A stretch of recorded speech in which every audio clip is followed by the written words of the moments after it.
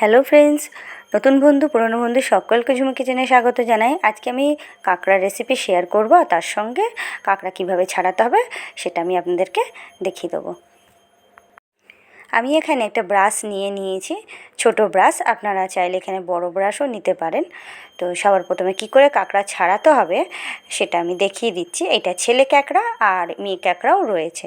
তো কাঁকড়ার অনেক রকমের জাত হয়, তো এখানে দু রকমের কাঁকড়া রয়েছে। একটা বলের মধ্যে আমি উষ্ণ গরম জল বেশ খানিকটা নিয়েছি।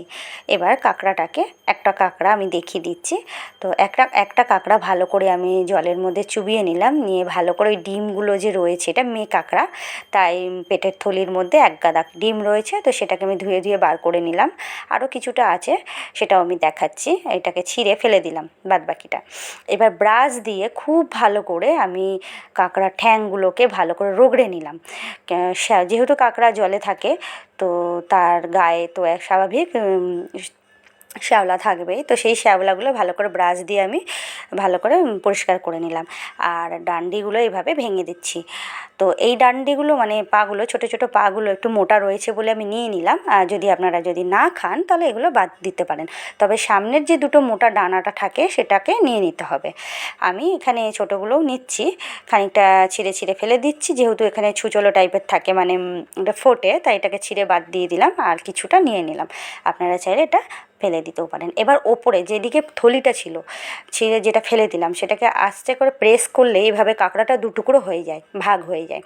তারপর ওর মধ্যে যে তেলগুলো ছিল সেটাকে বার করে নিলাম। ঘি থাকে, এটাই বেশি টেস্ট, এটাকে ফেলতে নেই। তো এটা রেখে নিলাম। আর কাঁকড়ার দুপাশে সুরের মতো অনেক মানে নোংরা থাকে, সেগুলোকে ছিঁড়ে ফেলে দিতে হয়। আর এইভাবে ভালো করে গরম জল দিয়ে ধুয়ে সমস্ত কাঁকড়া পরিষ্কার করে নিয়েছি। তো দেখিয়ে দিলাম আপনাদেরকে কিভাবে কাঁকড়াটা পরিষ্কার করতে হয়।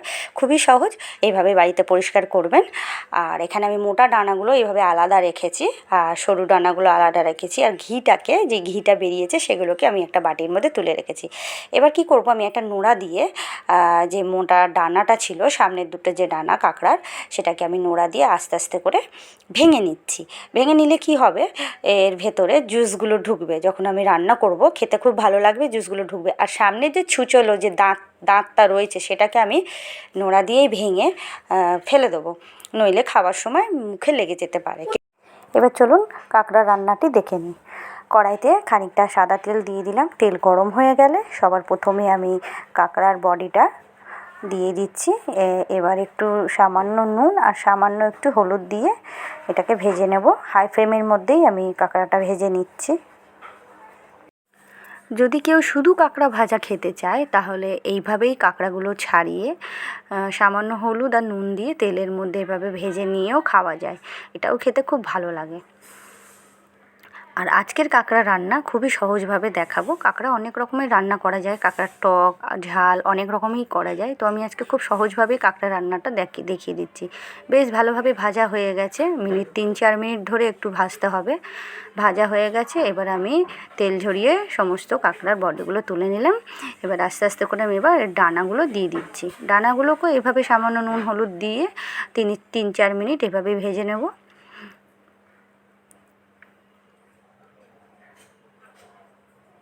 ভাজতে ভাজতে বেশ সুন্দর একটা গন্ধ বেরোচ্ছে। এটা এমনিতেও খাওয়া যায় ভাজা কাঁকড়া। ডানাগুলো সমস্ত আমি তেল ঝরিয়ে তুলে নিলাম। এবার এই তেলের মধ্যে, বাটির মধ্যে যে আমি কাঁকড়ার ঘিটা বার করেছিলাম, সেটা আমি দিয়ে দিলাম। আর দিয়ে দিচ্ছি পেঁয়াজ বাটা। এখানে আমি 4 চামচ পেঁয়াজ বাটা দিলাম। পেঁয়াজটাকে ভালো করে তেলের মধ্যে মিডিয়াম ফ্লেমের মধ্যে পেঁয়াজটাকে আমি ভেজে নিচ্ছি। পেঁয়াজের জল শুকিয়ে আসা পর্যন্ত একটু ভেজে নিতে হবে, যতক্ষণ না ব্রাউন কালার হয়। তারপরে দিয়ে দেব আদা বাটা, রসুন বাটা, জিরে বাটা একসঙ্গেই আমি বেটে রেখেছিলাম। দিয়ে দিলাম সামান্য হলুদ, নুন, লঙ্কার গুঁড়ো 1 চামচ। ঝালটা স্বাদ বুঝে দেবেন, কাঁকড়াতে বেশি ঝাল দেওয়া যায় না, তো ঝালটা স্বাদ বুঝে দেবেন, আর নুনটাও স্বাদ বুঝে দেবেন। এবার ভাজা কাঁকড়াগুলো দিয়ে দিলাম, দিয়ে বেশ খানিকটা একটু জল দিয়ে আমি কষিয়ে নেব। মশলাটা যেহেতু আমি আগে কষিয়েছি, তাই কাঁকড়া দিয়ে খুব বেশি কষাতে লাগবে না। আর 1 চামচ দিয়ে দিলাম কাঁচা লঙ্কা বাটা।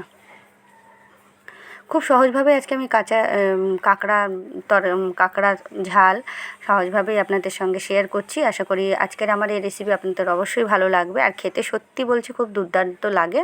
অবশ্যই বাড়িতে ট্রাই করবেন, সবাইকে খাবেন, সবাই পছন্দ করবে। তো আজকের রেসিপি যদি আমার ভালো লাগে তাহলে ভিডিওটিতে একটি লাইক করবেন, আর আমার চ্যানেলটি নতুন বন্ধুরা যারা এখনও পর্যন্ত সাবস্ক্রাইব করেননি তারা সাবস্ক্রাইব করে নেবেন। ঢাকা দিয়ে মিনিট 5 একটু ফুটিয়ে নেব, সামান্য একটু জল দিয়ে, খুব বেশি জল দিতে লাগে না। যেহেতু আমি কাঁকড়া ভেজেছিলাম তাই আমার কাঁকড়া ভাজার সময় খানিকটা সেদ্ধ হয়ে গেছিলো। দেখতেই পাচ্ছেন বেশ মাখো মাখো রেখেছি, দেখতে খুবই ভালো লাগছে আর খেতেও খুবই দারুণ লাগে গরম ভাতে। তো সমস্ত মশলাগুলো আমি কড়াই থেকে ছাড়িয়ে নিলাম, আর লো ফ্লেম এখন আমি মিডিয়াম থেকে লো ফ্লেমে করে নিয়েছি। খানিকটা তেলও বেরিয়ে এসছে। তো এখানেই আমি গ্যাস বন্ধ রাখলাম, আমার কাঁকড়া রেডি। তো দেখতেই পাচ্ছেন কেমন লাগছে দেখতে, আর খেতেও খুবই দুর্দান্ত লাগে। তো আজকের রেসিপি আমার কেমন লাগলো আমাকে কমেন্ট করে জানাবেন, আর বাড়িতে রান্না করে খান, সবাইকে খাওয়ান, সবাই খুব পছন্দ করবে। নেক্সট রেসিপি নিয়ে খুব তাড়াতাড়ি আসছি, আপনারা সঙ্গে থাকবেন আর চ্যানেলটিকে সাবস্ক্রাইব করে নেবেন আর আমার ভিডিওটি লাইক করে দেবেন। পরের রেসিপি নিয়ে খুব তাড়াতাড়ি আসবো। সবাই ভালো থাকবেন, সুস্থ থাকবেন। Bye, thanks for watching.